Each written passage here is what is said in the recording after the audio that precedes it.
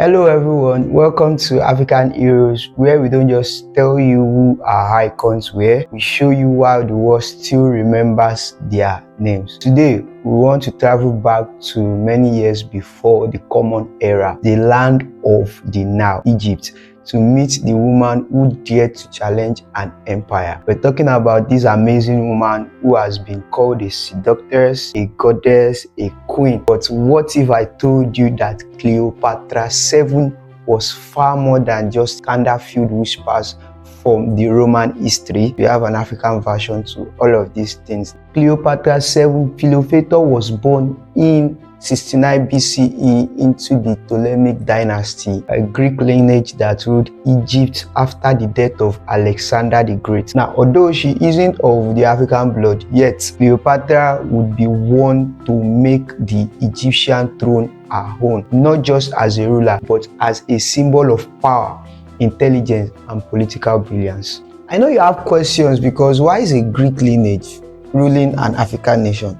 I had the same question. So, you see, when Alexander the Great swept through Egypt in 332 BC, as in knocked Egypt out in battle, he left more than just a legacy. So he left one of his most trusted generals behind. Now, the trusted general, that man, Ptolemy I Sota, as a smart man that he was, in 305 BCE, he declared himself pharaoh, founding the Greek dynasty who would rule Egypt for nearly 300 years. Hence, we had the Ptolemaic dynasty. So these guys weren't native Egyptians. They were Macedonian Greeks who spoke Greek, worshipped Greek gods, and yet wore the crown of pharaohs. And one piece of information you shouldn't miss is these guys marry each other. I mean, brothers to sisters, to cousins, uncle to aunt. Age wasn't even a limitation. The sister can be older and the brother can be younger and they get married. It's not a problem for them. So this strategy was employed in order to keep ruling without the crown leaving the family. It's kind of weird, right? Very weird. So unlike many of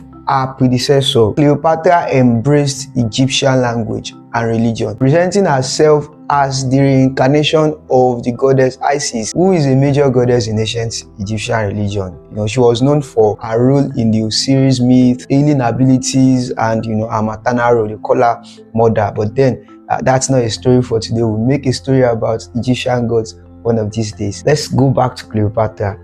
She ruled Egypt alongside her father, then, with her brothers, whom she also married as a dynastic tradition, and eventually became a sole ruler. There are so many backstory to that. When she married her brother, she was co-ruling with her brother. Then a lot of conflict actually happened. Brother was removed and she became the sole ruler of Egypt. In 48 BCE, she formed a legendary alliance, or we will call it a romantic relationship, with Julius Caesar, the ruler of Rome. Yes, helping her to secure her grip on the throne, and then bearing him a son named Caesar. Now, after Caesar was assassinated, she aligned with Mark Antony, another powerful, rich Roman general. In love again, but then in politics as well, in order to strengthen her rule on the Egyptian dynasty. So their union was passionate, strategic, and untimely tragic. Together, they opposed Caesar's successor, that's Octavian, later known as Augustus. Julius Caesar had a son who took over the Roman Empire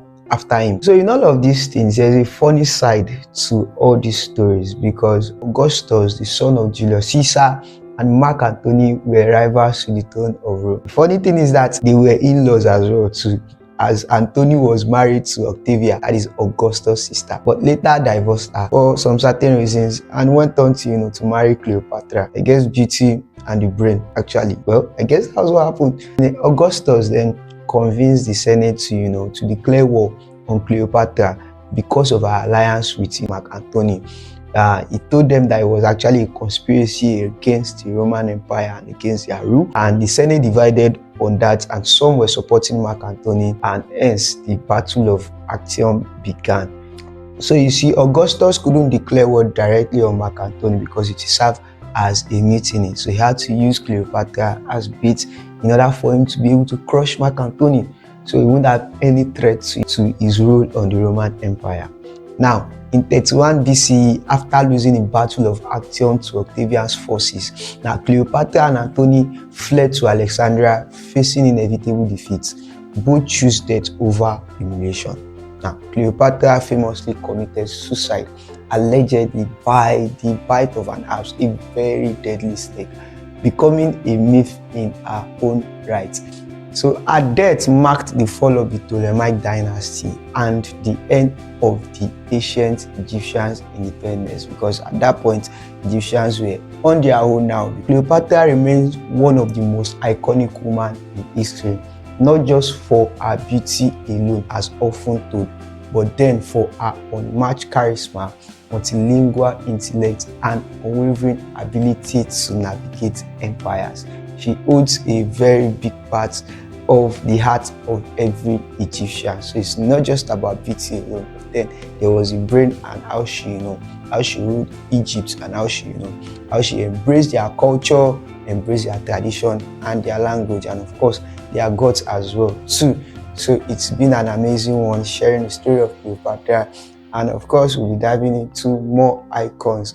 And next up, we'll be having the story of Shaka Zulu from South Africa. So please do what to hit the notification button even as you subscribe. So whenever I will drop our next video, you will be first to be notified about it, and you won't miss any part of these icons review, African icons basically. So do well to like, comment, and share, and do well to subscribe to Myblak Africa. We'll be seeing you on the next one. Bye.